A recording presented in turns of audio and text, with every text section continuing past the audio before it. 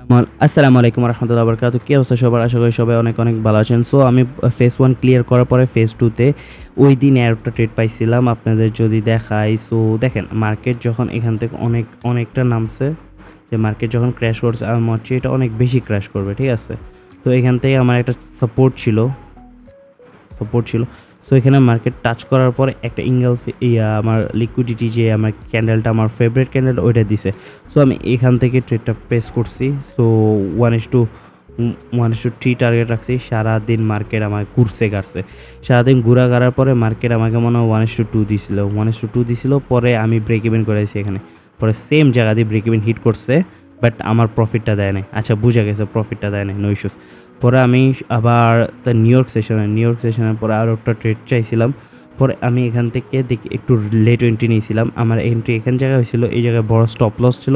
So আমি এই জায়গায় নিয়েছিলাম যাতে ছোটো স্টপ লস পাওয়া যায়। 1:3তে আমার অ্যাকাউন্টটা পাস হয়ে যায়, ঠিক আছে?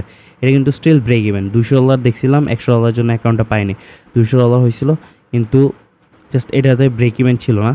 কি হয়েছে, মার্কেট মানে আমাকে $150 $150 দেখাইছিল। $150 দেখায় মার্কেট রিভার্সাল করে ফেলছে। কোনো ইস্যুস নাই। তারপর এখানে একটা কাহিনী হয়েছে, ফান্ডেন্টিভসে একটা রুলস আছে, ফ্লোটিং প্রফিট বা ফ্লোটিং আপনার লস শেয়ার হয়। সো ওইটার কারণে আমার লসটা এসেছে। দেখেন, $148 লস। দেখছেন মাত্র কত ডলার লস? আমি $148, মানে 2% আমার অ্যাকাউন্টের। সো আপনারা যদি এখানে দেখতে পারতেছেন, এটা আমি 20 তারিখে আমার ট্রেডটা নেওয়া। 20 তারিখে, হ্যাঁ 20 তারিখে ট্রেডটা নেওয়ার রাতে। দেখেন এখানে ফেল দেখাইতে আছে, এখানে কিছু দেখা না। মানে এমন চুতিয়া রুল অগল দিয়া রাখছে, ইজ লাইক মানে ইনক্রেডিবল। মনে করেন এখানে কি হয়েছে আমি আপনাকে বলি।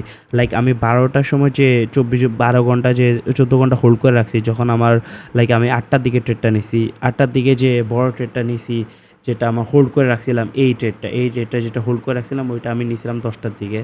আই থিঙ্ক 8টা 9টা বা 10টার দিকে নিয়েছিলাম, এরকম কিছু একটা। তখন 12টা বাজে। 12টা বাজার সময় মনে আমার $60, $5,060 আপে ছিল, বুঝছেন? ওইটা আছে না, ওরা বুক করেনি, কিন্তু আমি টাকা বুক করিনি। ওরা $5,060 ধরে ফেলছে, দিয়ে $5,060 ধইরা অ্যাকাউন্টটা দিছে একদম সুন্দর করে। $5,060 ধরছে অ্যাকাউন্ট ধইরা, তারপর আমারে কইছে $60, $5,060 আছে। তারপর এখান থেকে $100 চাইলে কত হয়? $100 চাইলে আমার ওয়াশ হয়ে যায়। তো আমি ওইটা চেক করি নাই। এর লাগে আমার মানে ওইটা আছে না, অ্যাড করে দিছে প্রফিটের সাথে, মানে প্রফিটটা অ্যাড করে দিছে, কিন্তু আমি বুক করিনি। তো 5,060 থেকে এখন তো আমার ব্রেক ইভেন করছি না, ব্রেক ইভেন করে আমি জানি আমার ব্রেক ইভেন $200 আসছে, আর কিন্তু ওখানে $60টা লস। তারপর এখানে $100, তারপর $100 আমার ওয়াশ হয়ে গেছে। মানে ফুল ফাকিং ক্রেজি রুলস।